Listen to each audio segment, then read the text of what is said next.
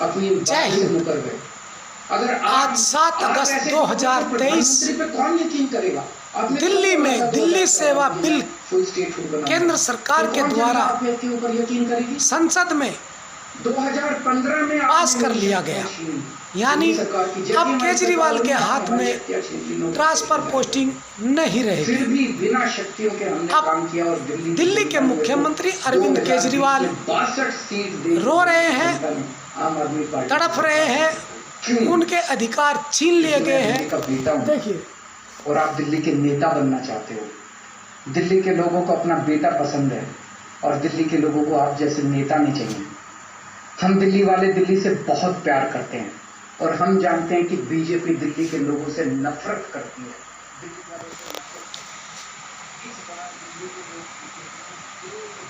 लोकसभा में पहले ही ये बिल पास हो चुका था और राज्यसभा में बहुत बहस होने के बाद में दिल्ली सेवा बिल केंद्र सरकार ने पास करा लिया है।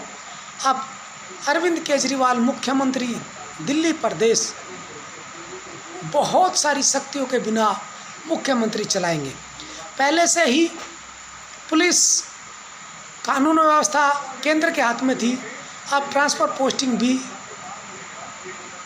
केंद्र सरकार के यानी कि एलजी के हाथ में हो गई। अब बताना चाहूँगा कि संसद भवन में भी एक प्रकार से भाजपा की तानाशाही देखने को मिली। भारत के गृह मंत्री भाजपा का प्रचार करते दिखाई दिए। लग रहा था कि वो देश के गृह मंत्री ना होकर के भाजपा के गृह मंत्री हैं और भाजपा का प्रचार कर रहे हैं। उन्होंने भरी संसद में कहा कि भरी संसद मतलब राज्यसभा में कहा कि 2024 में मोदी जी एक बार फिर लोकसभा में प्रधानमंत्री बन के आएंगे। खैर चलो, आने भी चाहिए, हाँ ये तो जनता डिसाइड करेगी। लेकिन आदरणीय मोदी जी और अमित शाह जी, मैं इन्हें प्रधानमंत्री और गृह मंत्री कहूँ या ना कहूँ, बड़ा अटपटा लगता सोचता हूँ।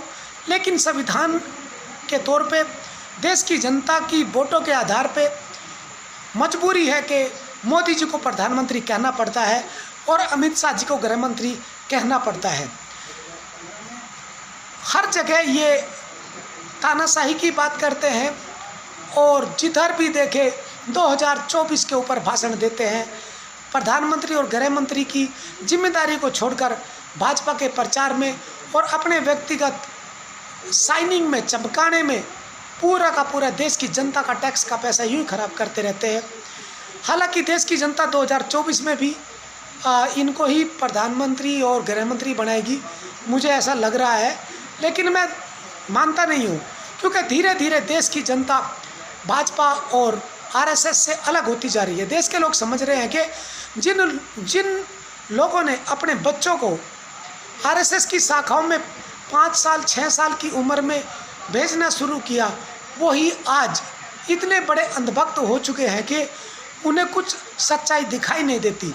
देश में क्या हो रहा है उनको दिखाई नहीं देता। देश बर्बादी की ओर चला गया, ये लेके चले गए, इनको कुछ दिखाई नहीं दे रहा है। आखिर इतनी अंधभक्ति आरएसएस के स्वयंसेवकों में क्यों आई? क्योंकि देखो, बच्चा 5 साल का होता है, 6 साल का होता है, 10 साल का होता है, इनकी सीखने की उम्र होती है। जो इनके सामने आता है वो इनके दिमाग पे छप जाता है। बचपन में जो चीज़ इनको दिख गई वो ज़िंदगी भर रहेगी। आरएसएस की शाखाओं में गए, खेल कूद के बहाने आरएसएस की शाखाओं में गए, और लेकिन जो बाद में बौद्धिक होता है उसमें बहुत सारी उल्टी सीधी बातें होती हैं और उसमें पता नहीं, मैं बताना नहीं चाहूँगा ये सारी बातें, क्योंकि ये संगठन से जुड़ी हुई बातें, क्योंकि हम भी संगठन से कभी जुड़े थे और वो मन पे ऐसे लिखी जाती है कि उन्हें मिटाना बड़ा मुश्किल होता है। अब हम लोग देखिए, आज भी मैं भी लगभग 10 साल की उम्र में आरएसएस से जुड़ गया था और अब देख लो कि मैं भी संघ की बात, इतना कट्टर विरोधी संघ का आज हूँ, फिर भी मैं संघ की बातों को ओपन करते हुए सोचता हूँ कि करूँ कि ना करूँ। तो आप समझिए, दिलो दिमाग पे इस प्रकार से छाप हो जाती है बच्चों के। इसलिए मैं आग्रह करता हूँ कि अपने बच्चों को आरएसएस की शाखाओं में मत भेजिए, वरना वो जिहादी विहादी तो नहीं बनेंगे, लेकिन उससे कम भी नहीं बनेंगे। हाँ, वो कानूनी तौर पे बनेंगे। जैसे आदरणीय मोदी जी हैं, मैं आदरणीय मोदी जी को जिहादी तो नहीं कह सकता, लेकिन कानूनी तौर पे वो देश को तबाही की तरफ लेके जा रहे हैं। अब ये क्या है, जिहादी है या क्या नहीं है, ये तो भगवान जाने। आखिरकार देश की जनता से भी मैं निवेदन करूंगा कि एक व्यक्ति को इतनी शक्ति दी है आपने। मैं पहले निवेदन किया था कि किसी भी प्रकार से एक व्यक्ति को इतनी ताकत मत दो। अगर वो जिहादी हो जाए तो वो जिहादी लोगों की ही बात थोप देगा। अगर वो पागल हो जाए तो पूरे का पूरे देश को पागल बना देगा। अगर वो दिशाहीन हो जाए तो पूरे देश को दिशाहीन कर देगा। हालांकि मोदी जी कहते हैं कि देश का विपक्ष दिशाहीन है, लेकिन सच्चाई बात यह है कि देश का विपक्ष दिशाहीन नहीं है, आदरणीय मोदी जी दिशाहीन है और पूरे देश को दिशाहीन बना के रखा हुआ है। क्या ये देश की जनता जो बोलती है, क्या ये सच बोलती है? मुझे लगता है कि देश की जनता कभी गलत नहीं हो सकती, और देश की जनता ने जो भी बोला ये शब्द वो सही हो सकते हैं। और मेरा भी मानना यही है, मैं छुपे रुस्तम नहीं हूँ कि मैं पीठ पीछे से बोलूँ। मेरा भी यही मानना है कि आदरणीय मोदी जी खुद दिशाहीन है और पूरे देश को दिशाहीन करके रखा हुआ है। तो देश के वासियों, मैं आपसे आग्रह करता हूँ 2024 में वोट डालने से पहले ज़रूर सोचना कि दोबारा ऐसा कभी भी किसी एक व्यक्ति को इतनी ताकत मत देना कि वो पागल हो जाए तो पूरे देश को पागल कर दे।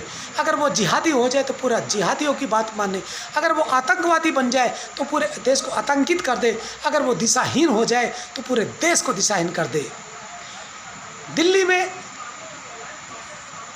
राज्यसभा में दिल्ली सेवा बिल केंद्र सरकार ने पास करा लिया है। अब दिल्ली सेवा बिल के माध्यम से केंद्र सरकार यानी कि एलजी पूरी दिल्ली पर ट्रांसफ़र पोस्टिंग कर सकती है। 7 अगस्त 2023 को रात को लगभग